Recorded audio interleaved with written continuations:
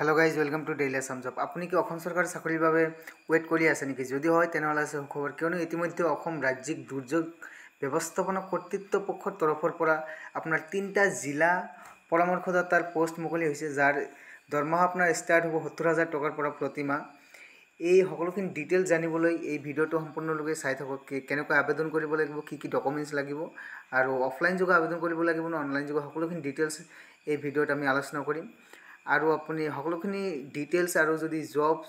বিচাৰে তেনেহলে আপুনি গুগলত যাই dailyassamjob.in নামৰ ৱেবছাইটত আহি এই সকলোখিনি ডিটেইলছ আপুনি নিজে পঢ়ি চাব পাৰে এটা প্ৰথমতে চাব যে ASDMA ৰিক্ৰুটমেন্ট 2025 কিহৰ পোষ্ট মুকলি হৈছে 3 ডিস্ট্ৰিক্ট কনসালটেন্টৰ ভ্যাকেন্সি মুকলি হৈছে জিলা পৰামৰ্শদাতাৰ ভ্যাকেন্সি মুকলি হৈছে আৰু ইয়াৰ অন্তিম তাৰিখ আছে আপোনাৰ 11 জুনলৈ আৰু ইয়াৰ মিনিমাম কোৱালিফিকেশন আপোনাৰ মাস্টাৰ ডিগ্ৰী লাগিব কিহত লাগিব সকলোখিনি ডিটেইলছ এটা আলোচনা কৰিম চাব যে জব টাইপটো আছে আপোনাৰ অসম চৰকাৰৰ জব হ'ব আৰু অফলাইন যোগে আবেদন কৰিব লাগিব প্ৰথম পোষ্টটো আছে যে ডিস্ট্ৰিক্ট কনসালটেন্ট আপোনাৰ ডিজাস্টাৰ মেনেজমেন্টৰ দুৰ্যোগ মেনেজমেন্টৰ যেটো ই বিভাগত হেতুত আছে আপোনাৰ ইয়াত আপোনাৰ তিনিখন পোষ্ট মুকলি কৰা হৈছে এই পোষ্টত আপোনাৰ আৰু ইয়াত আপোনাৰ চাব যে ৰেমুনাৰেশন যেটো স্যালাৰি আছে আপোনাৰ 70000 আপোনাৰ ৰখা হৈছে প্ৰতিমাহ আৰু ইয়াৰ যেটো এসেনশিয়াল কোৱালিফিকেশন আৰু এক্সপেৰিয়েন্স যেটো কোৱালিফিকেশন আৰু যোগ্যতা আৰু যেটো অভিজ্ঞতা লাগিব হেতুৰ বিষয়তে দিয়া আছে যে master degree in any discipline যিকোনো বিষয়ত আপোনাৰ মাস্টাৰ ডিগ্ৰী লাগিব আৰু প্ৰিফাৰ যেটো আপোনাৰ যে এতে কি কৰা আছে যে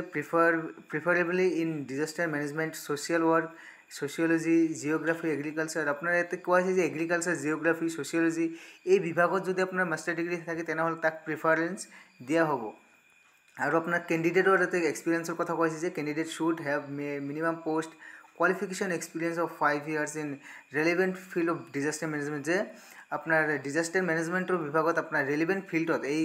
আপনার relevant fieldত আপনার minimum 5 years আপনার experience লাগিব আৰু আপনার candidate having a PhD degree in relevant field মানে একে কথা কোৱাছে যে 3 years লগতে আপনাৰ PhD degree এই relevant fieldত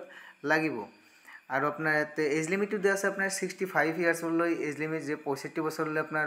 এজ লিমিট দিয়া আছে 65 ইয়াৰ্স লৈ আৰু আবেদন প্ৰক্ৰিয়াটো অফলাইন যোগে আবেদন হ'ব এতে আপোনাৰ ওয়াক ইন ইন্টাৰভিউ এতে হ'ব সাক্ষাৎকাৰ হ'ব আপোনাৰ সাক্ষাৎকাৰ ডেট এন্ড টাইম এতে দিয়া আছে যে 11 তাৰিখত উইটনেছ ডেট আপোনাৰ 9:45 বজাত আপোনাৰ যেটো হি হ'ব হেৰি সাক্ষাৎকাৰ হ'ব আৰু এতে যেটো